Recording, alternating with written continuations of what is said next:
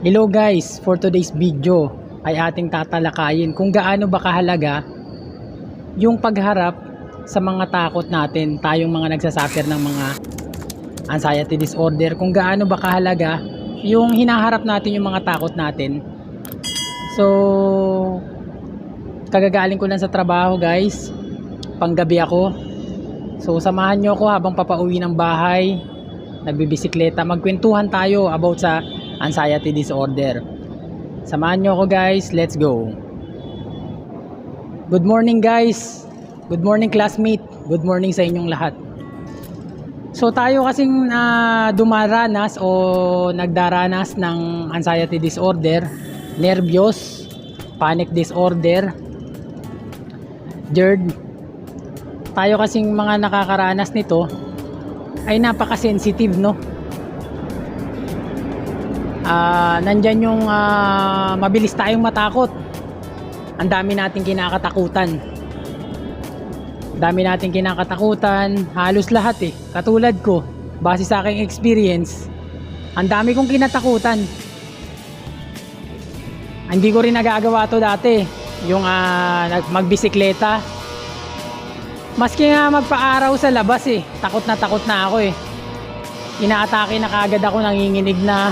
Nandyan na yung palpitation, yung grabing kabog ng dibdib, nandyan na kagad yun. Dati hindi naman ako nagumpisa na matapang kagad, na wala kagad yung takot ko, hindi po. So kaya ito ngayon yung tinatopic ko, yung kahalagahan ng pagharap sa ating mga kinakatakutan. Kumbaga yung sabi nga nila, face your fears. Ito yung tinatakil natin ngayon, kung gaano ba kahalaga ito. So napapaisip na lang ako eh, kung hindi ko hinarap ng maaga yung mga takot ko, siguro hindi pa ako wala pa ako sa 50% ng aking kagalingan siguro, kung hindi ko hinarap ng maaga yung mga takot ko, no? Kaya napakahalaga na hinaharap yung mga takot, kasi sinasalubong yung mga takot, no? Napakahalaga yan na sinasalubong mo tayong mga may anxiety disorder, kasi sa pagsalubong mo sa takot mo na yun, sa mga pagsalubong mo sa mga kinakatakutan mo na yun, dun mo natututunan eh kung ano yung mga gagawin mo kapag ano yung mga discarding gagawin mo kapag sinumpong ka ng ganong kabigat. Yung mga discarding gagawin mo, dun mo natututunan yan. Sa pagharap mo sa takot mo na yun, diyan mo lahat niyan madidiscover kung paano yung discarding gagawin mo kapag ginatake ka ng ganon, kung paano mo pakakalmahin yung sarili mo. At the same time, nalalaman mo yung hangganan niya, na hanggang doon lang pala siya, na hindi ka pala niya kayang itumba kapag sinasalubong mo yung takot mo, no? Katulad ko, yan, sinalubong ko talaga yung takot ko. Anong una, takot na takot ako magbisikleta. Sabi ko bahala na. Ang alam ko lang noon at tinatak ko sa puso't isipan ko, nariyan ang mahal na Panginoon na gumagabay sa akin sa lahat ng oras. Yun lang laging nasa isip ko, kaya sabi ko patay kung patay, hindi ako pababayaan ni Lord. Ayun yung lagi kong nasa isip nun eh. Talagang hinarap ko lang yung mga takot ko.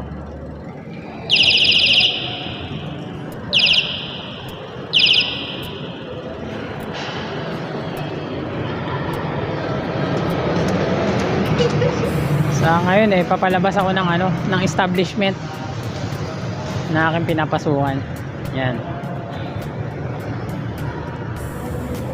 So back to topic tayo, no?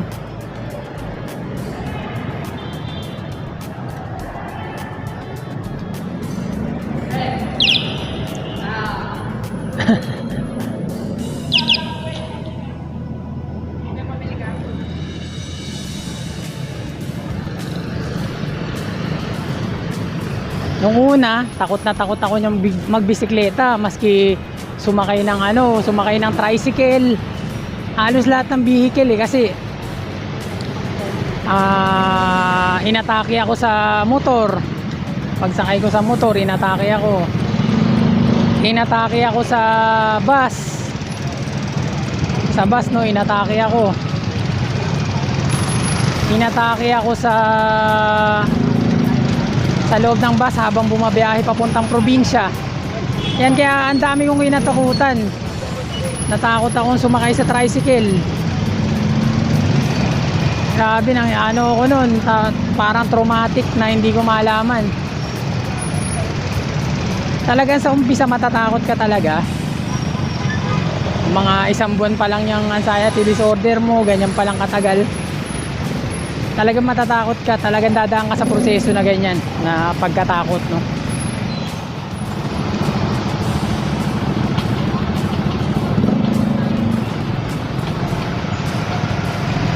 Medyo traffic sa mga oras na ito.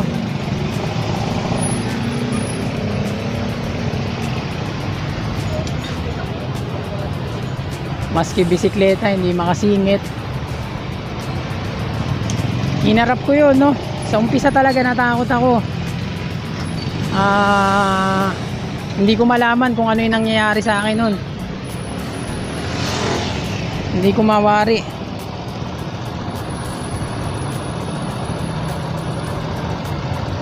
Kung ano na ba yung nangyayari sa akin. Ano to, sabi ko hindi naman ako ganito.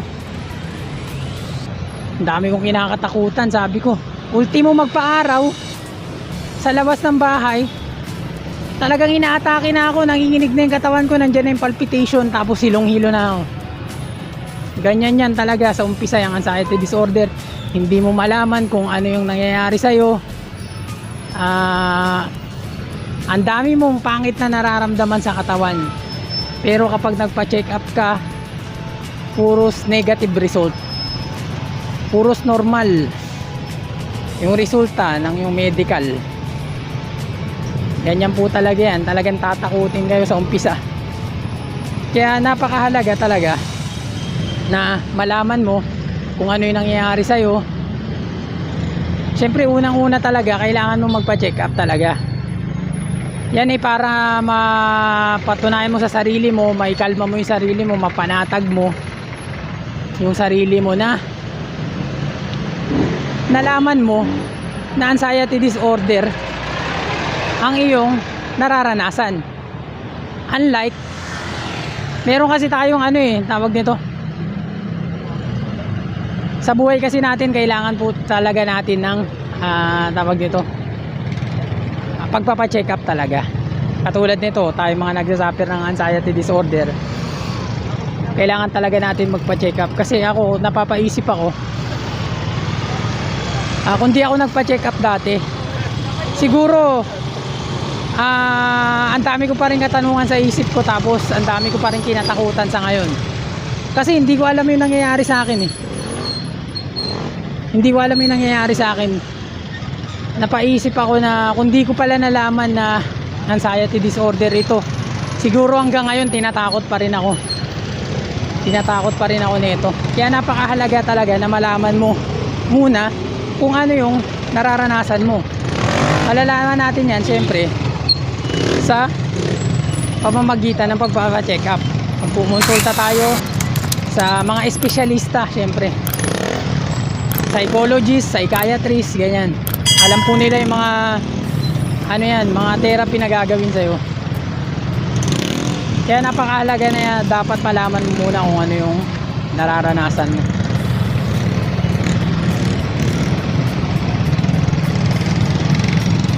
Pagkatapos nyan, nalaman mo na unti-unti mong harapin yung mga takot mo. Syempre unti-unti mong harapin yan.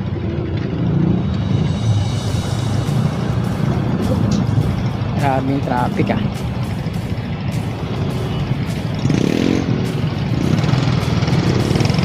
kasi base sa aking experience kapag may isa kang bagay na kinatakutan, isang bagay na kinatakutan mo, no, tayong nagsasuffer ng anxiety disorder, tapos hindi mo hinaharap yun, hindi mo sinasalubong yung takot na yun, patuloy ka niyang lilinlangin, patuloy ka niyang tatakutin.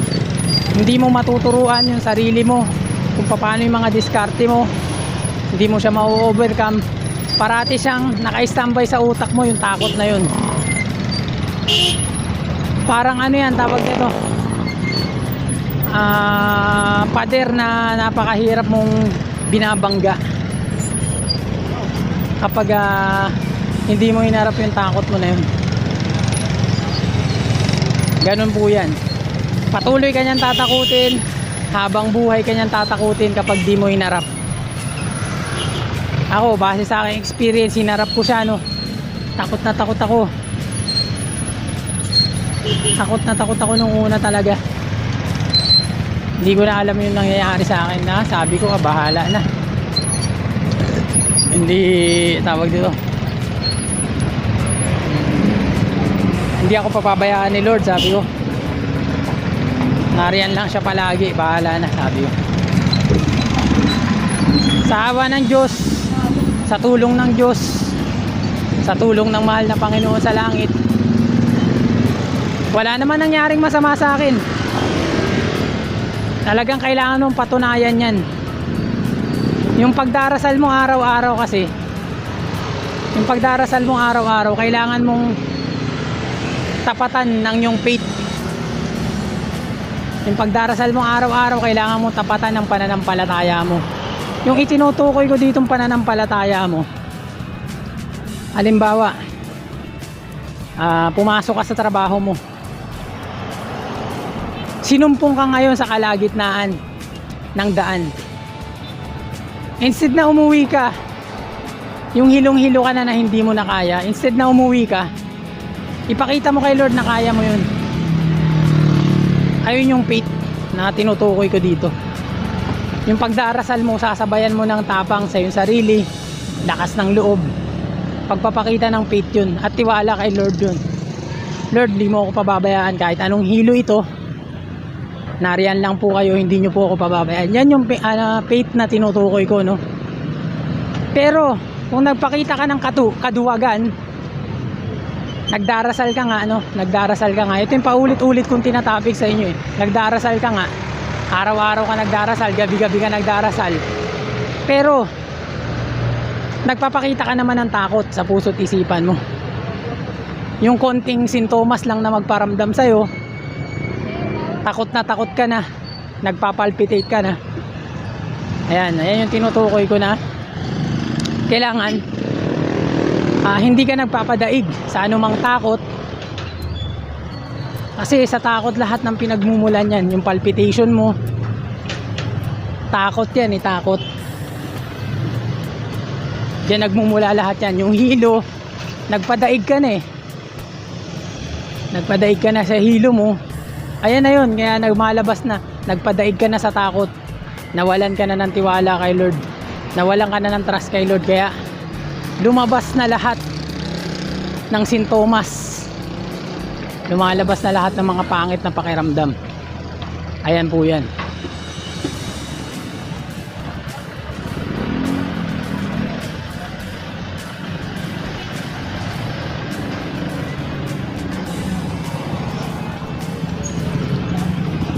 Kaya napakahalaga guys na hinaharap nyo yung takot nyo. Doon mo siya unti-unting ma-overcome lahat ng yan. Face your fears, ika nga. Huwag mong palampasin yan yung araw na yan, oh. Huwag mong padaanin yung mahabang panahon na patuloy ka niyang tinatakot. Yan yung kahalagahan ng pagharap sa mga takot mo. Matututunan mo lahat yan. Malalaman mo yung kahinaan niya sa pagharap mo sa takot mo. Malalaman mo yung mga discarding gagawin mo kapag sinumpong ka. Diyan mo malalaman, hindi naman pala talaga delikado itong anxiety disorder. Talagang tinatakot niya lang pala talaga ako. Ganun lang yan. Tinatakot lang pala talaga ako nito. Kasi ako, tawag dito, nandun talaga na mag-i-struggle ka sa umpisa. Nandyan yung grabing kaba, grabing takot. Sa umpisa yan, sa umpisa. Pero makailang ulit mong harapin yan, makang dalawa, mga makakatlo, unti-unting mawawala yan. Unti-unti kang manunumbalik sa dati. Kagaya na lang ng ano ko, tawag dito, ng kaibigan ko na may anxiety disorder din. Lagi ko siyang ina-advise na harapin mo yung takot mo. Kasi may takot siya sa ano pagbabike, bibisikleta. Cyclist din siya dati. Pero simula nung nagka-anxiety disorder siya, natakot siya.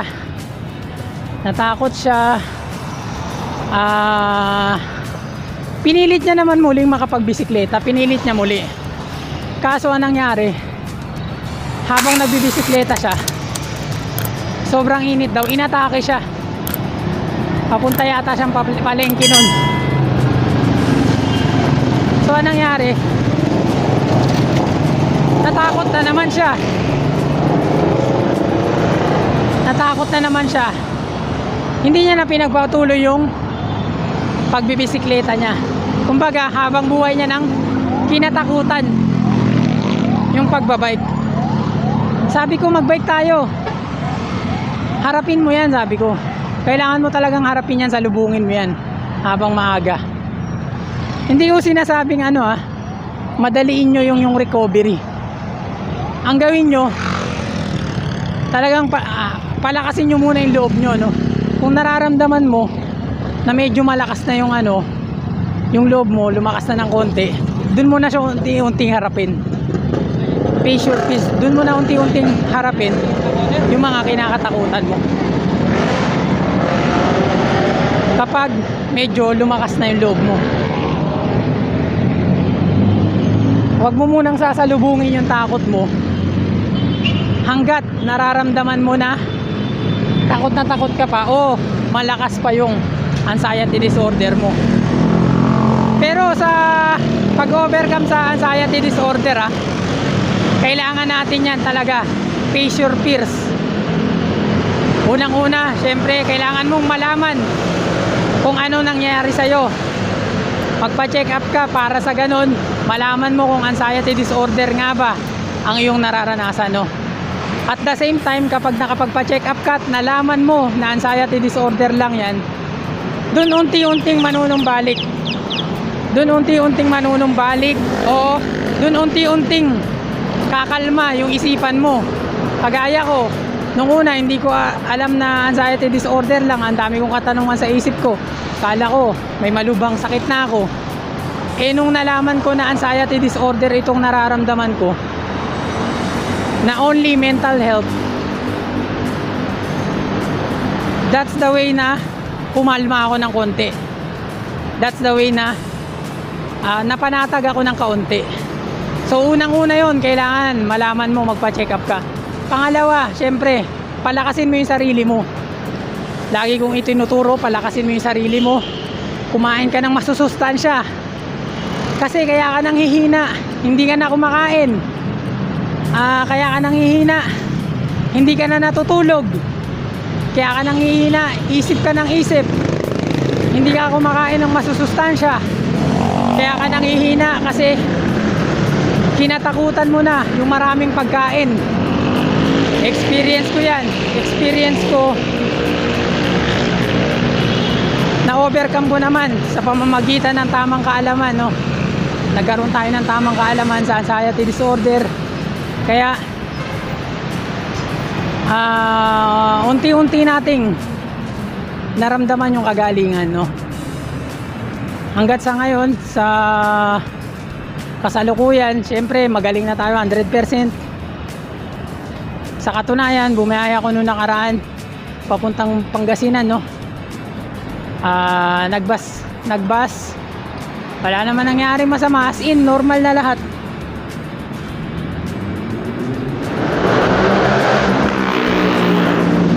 Kumain ka ng, so nandun na tayo sa kumain ng masusustansya. Physical, syempre palakasin mo yung sarili mo. Mag-exercise ka. Diyan mo kasi ma-overcome yung lahat, no? Kapag nag-exercise ka. Sa pag-exercise po, sa aking pagbibisikleta araw-araw, dito ko po na-overcome ang napakaraming bagay, napakaraming sintomas. Dito ko po na-overcome yan. Kagaya na lang po ng hilo. Sa aking pagbibisikleta araw-araw po, dito ko po na overcome yung hilo. Sa aking pagbibisikleta araw-araw, dito ko na overcome yung naninikip yung dibdib, yung hirap huminga, dito ko po na overcome yan. Kasi kung tutusin po sa totoo lang lamang po ay hindi naman po talaga tayo nahihirapan huminga. It's all about mind po talaga. Dinikta kasi ng ano mo yun, dinikta ng isip mo, maling pagdikta ng isip mo na ganun yung nararamdaman mo. Kaya ayun na yung totaling naramdaman mo. Ayun po yan. Pasensya na po kayo hindi po ako perfectong masasabi nating coach nyo pagdating sa anxiety disorder, pero kahit pa paano sana na bibigyan ko kayo ng kaunting kaalaman, no, sa ating sa pagharap nyo sa inyong anxiety disorder. Sana kahit pa paano may nai-share ako sa inyong kaunting kaalaman, no.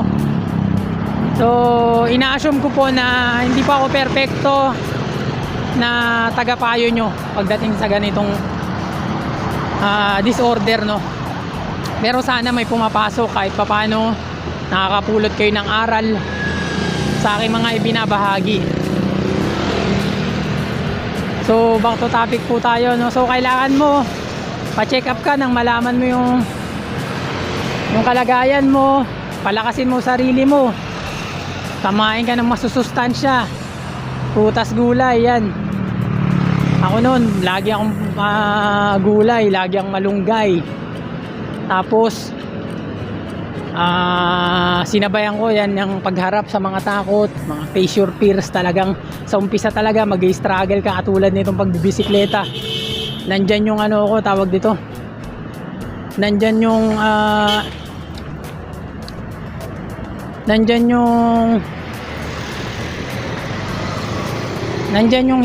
para na ako matutumba sa daan. Andyan yung tawag nito, biglang maninikip yung dibdib ko na sa habang nagbibisikleta. Nandyan yung hirap akong huminga. Doon ko nalaman na talagang dumidikta lang sa'yo yung maling kaalaman mo pagdating sa anxiety disorder. Sa pagharap mo sa araw-araw mong takot, sa pagharap mo sa lahat ng kinakatakutan mo, diyan mo unti-unting matatalo yan. Diyan mo unti-unting matatalo yan at babalik ka sa normal. Kagaya din ng mga isinishare o ibinabahagi sa atin ng ilan sa mga nagsuffer ng anxiety disorder, no. Kailangan hinaharap talaga yung takot. Kasi kapag hinarap mo yung takot mo yan, araw-araw mong sinalubong yan, magugulat ka na lang isang araw magugulat ka na lang na unti-unting nanunumbalik yung lakas ng loob mo, yung unti-unting nawawala yung takot mo. Yan, sa pagharap mo yan sa araw-araw. Kaya ito, napakahalaga to. Kailangan malaman nyo talaga to Huwag nyong binibaby yung sarili nyo. Huwag mong hiyahayaang tinatakot ka ng sintomas. Huwag mong hayaan yan. Maging tawag nito, maging aware ka, no? Maging aware ka na nililin lang ka lang ng anxiety disorder. Maging aware ka dyan. Huwag mong hayaan na tinatakot ka niya sa isang bagay. Maging aware ka. Kailangan harapin mo yun. Kailangan buo ang loob mo na nagtitiwala kay Lord na hindi ka niya pababayaan, no? Yung pagdarasal mo, kailangan tapatan mo ng ng faith mo. Tapatan mo ng pananampalataya mo yung pagdarasal mo araw-araw. Kasi hindi sapat na nagdarasal ka lang tapos nagpapakita ka ng takot. Hindi sapat yun. Paulit-ulit ko sa inyong ikwinikwento. Tensya na medyo hindi umaandar gaano ang aking isipan. Talagang ang lumalabas lang sa bibig ko yung base sa aking mga naranasan, no. Tsaka puyat din tayo, hindi tayo makapag-isip ng gaano, tapos nagbibisikleta pa tayo. Medyo binabagalan ko lang kasi nag-iisip ako kung ano yung mga sasabihin ko, kung Minsan kasi sa video ko, yung video na ginawa ko, akala ko nasabi ko na lahat doon sa video na to. Tapos may nakalimutan pala ako. Marirealize ko na lang kapag napanood ko na uli yung video, kapag na-upload ko na. Ay, may nakalimutan pala akong sabihin doon sa vlog ko na yun. Yun po. Sa mga ano pala, no, sa mga nais makasabay si Kuya Arnold sa pagbibisikleta, no, sa mga nagsasuffer ng anxiety disorder dyan, PM nyo lang po ako. I-PM nyo ako sa aking Facebook page na Kuya Arnold Channel. I-PM nyo po ako doon. Kapag di naman po ako busy, nagre-reply naman po ako. Nagbibigay rin po ako ng talk time doon kapag hindi nyo na kaya yung takot na nararanasan nyo. Nagbibigay ako ng talk time, pwede kayong tumawag sa akin. Kapag free naman ako, sinasagot ko naman po yun. Yan, sa mga nais sumama sa akin, kung may free time kayo na magbisikleta, Kuya Arnold, magbisikleta tayo, yayain nyo ako. Kahit saan tayo makapunta, kahit long ride pa yan. Pero ang advice ko lang sa'yo, kung malakas pa yung nervyos mo, umpisa natin sa short ride lang muna, no? Short ride lang muna. Kasi alam ko, mahirap mabigla. Tsaka mahirap din binibigla yung sarili mo. Pero kung kaya mo naman na, go tayo, doon tayo sa long ride, no? Mas masaya. Doon mo rin mas matcha-challenge yung sarili mo. Ako minsan, nagsusolo ride ako eh. Mas maganda rin yung nagsusolo ride ka para natcha-challenge mo yung sarili mo. Unti-unti kang nasasanay na mag-isa kasi tayong mga ay anxiety disorder, napaka-sensitive. Nandyan yung kahit mag-isa lang tayo, matatakotin tayo. Naranasan ko yan. Talagang kapag mag-isa ako dati, inaatake na ako, nagpa-panic attack na ako. So mas maganda na solo ride ka lang. Sa ganyang pagkakataon, natuturuan mo yung sarili mo na, or natcha-challenge mo yung sarili mo na wala kang kasama. Doon mo rin nahaharap yung takot mo kasi mag-isa ka lang. So grabe yung traffic guys, kahit nakabisikleta ako. Pero kung di ako nagbablog, nakaano na ako guys, nakatabag nito. Kung di ako nagbablog, nandun na ako sa bahay. Kaya medyo binabagalan ko lang para makasunod kayo guys. So medyo tawag nito, inarap ko lang muna sa akin yung camera kasi marami tayo naiispatan na mga plate number. So ayaw ni YouTube yun. So, malapit na tayo guys.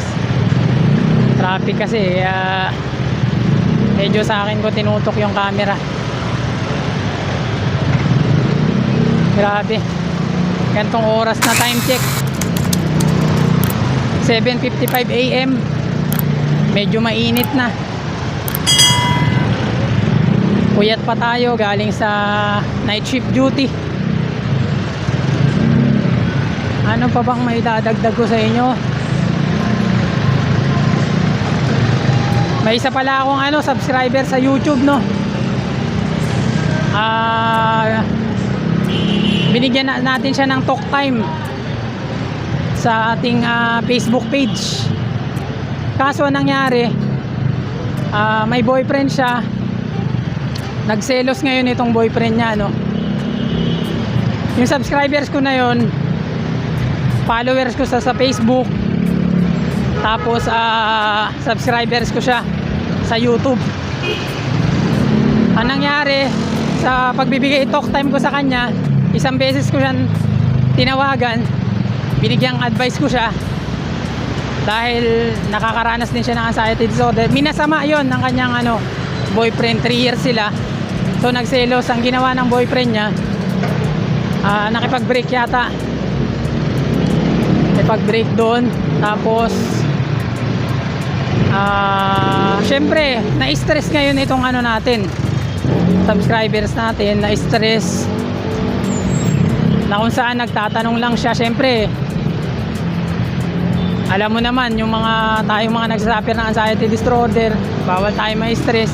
Kasi dyan lumalabas yung mga pangit na pakiramdam, yung mga sintomas, dyan naglalabasan kapag stress tayo.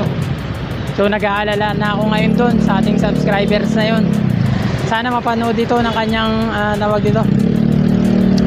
sana mapanood dito ng kanyang nobyo, nang sa ganun maliwanagan siya, no? Marami tayong binibigyan ng talk time pagdating sa ating Facebook page. Sari-sari yan. Hindi lang isa, minsan nakakatatlo ako sa isang araw. Talagang tumatawag sila para lang humingi ng advice. So wag nyo makasamain, no? Lawakan nyo yung pag-iisip nyo. Shoutout dun sa taong iyon. So lawakan nyo yung isip nyo. Huwag kayong basta-basta nang huhusga ng tao. So, malapit na tayo ngayon sa ating destinasyon.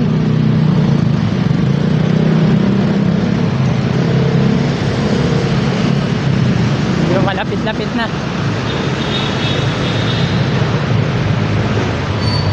Medyo binibilisan na natin habang kapauwi ng bahay. Ano pa bang pwede kong idagdag? Wala na akong maisip na pwedeng idagdag, no? Nasabi ko na lahat. Guys, ito pala, idagdag ko lang pala, no?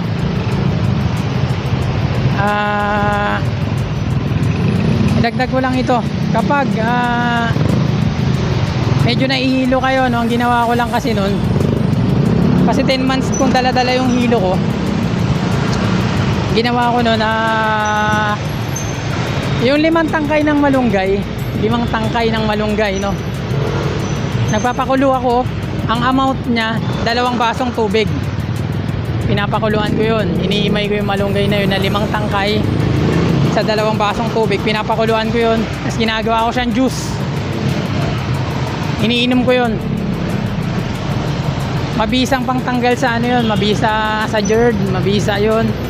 Tapos at the same time, napapaganda nun yung daloy ng dugo natin, blood circulation. Ginagawa ko nun, minsan nga pinapapak ko pa yung hinimay ko na malunggay. Pinapapak ko yun. So ang lasa nga lang talaga nun is mapait, pero tiisin nyo, pero effective yun.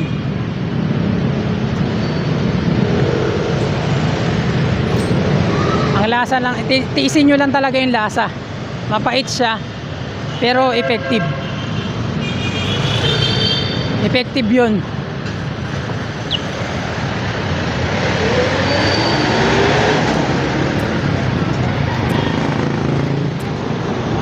Effective yun guys, yung malunggay na yun. Yung iniinom ko na yun. Hindi ko pa nga kaya nun eh, tawag dito. Dati hindi ko pa kayang, nagpapagawa pa ako nun sa pamangkin ko. Sabi ko sa pamangkin ko, gawan mo nga ako nung malunggay juice. Minsan nga ang ginagawa ko nun, hindi ko na siya nilalaga. Ang ginagawa ko nun, yung 5 tangkay or 3 tangkay, binababad ko lang sa isang basong mainit na tubig. Binababad ko yun, kasi iniinom ko siya. Tinitiis ko yung pait. Ano lang, kasi nandun na siya eh, yung nutrients niya. Sa pagbabad mo sa mainit na tubig nun, yung nutrients niya malalasahan mo na rin, ma-absorb na rin ang katawan mo, kasi parang na-absorb na yun ng mainit na tubig. Ginagawa ko pa nun, pinapapak ko na siya. Di ba, naluto na siya sa mainit na tubig, nilagay ko siya sa baso, pinapapak ko na rin yun, yung malunggay na yun. Tinitis ko yung pait. Merong mga vlogger na ng anxiety disorder na sinishake pa yun, hilaw na malunggay, sinishake, hilaw na dahon ng malunggay, sinishake nila. So mas grabe ang pait nun, pero mas effective yun sa tingin ko. Mas effective kasi pagkahilaw, no? Pero grabe ang pait nun. Yan, katulad ni Kuya Jims, tinuturo din ni Kuya Jims yun eh, yung tawag dito, Yung malunggay juice, yung sinuturo ko yan. Mabisang panlaban sa GERD. Sa GERD, acid reflux. Yan. Yung malunggay na yun.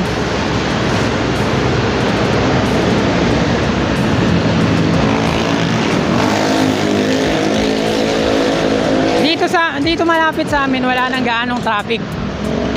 Wala na siyang gaanong traffic dito malapit sa amin.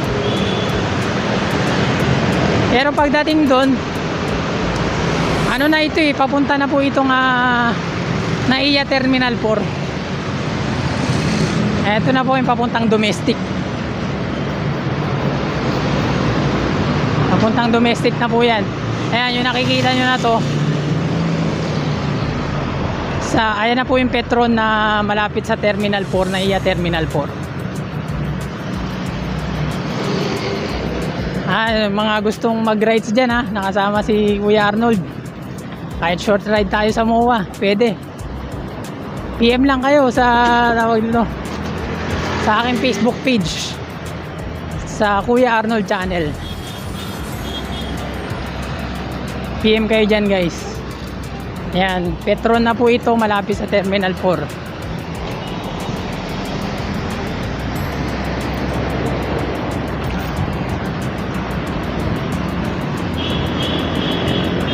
Malapit na po sa amin. Ito na po yung tulay. Ang sarap kaya magbike. Ma-overcome mo lahat dyan. Katulad ko, na-overcome ko yung takot, na-overcome ko yung paninikip ng dibdib, hingal. Yung na-overcome ko yung parang sinasakal ka lagi. Na-overcome ko yan sa pamamagitan ng pagbibisikleta ko. Higit sa lahat yung hilo. Yung hilo dyan ko na-overcome pagbibisikleta. Kahit mainit. So guys, hanggang dito na lang ang ating maikling video. Salamat sa pagsuporta nyo, lagi kayong tawag dito, magdarasal. Siyempre ipakita nyo kay Lord yung faith nyo. Kasama yan. Hindi sapat yun ka lang, hindi sapat yun darasal ka lang araw-araw. Kailangan ipakita mo rin yung faith mo sa Kanya. Yung tapang mo, katulad ng araw-araw at paulit-ulit kong ibinabahagi sa inyo,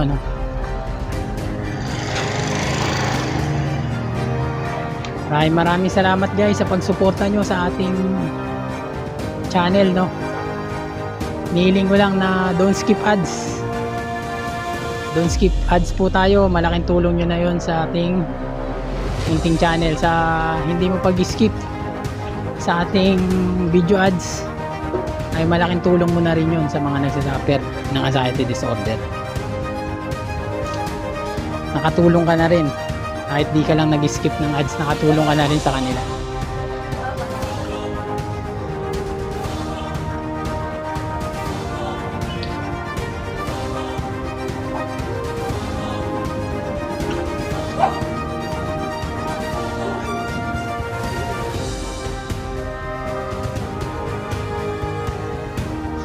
Won't let you down.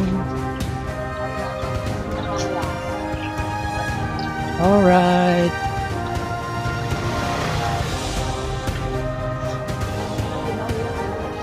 Ayo. This time I'll be sweeter. Learning to run.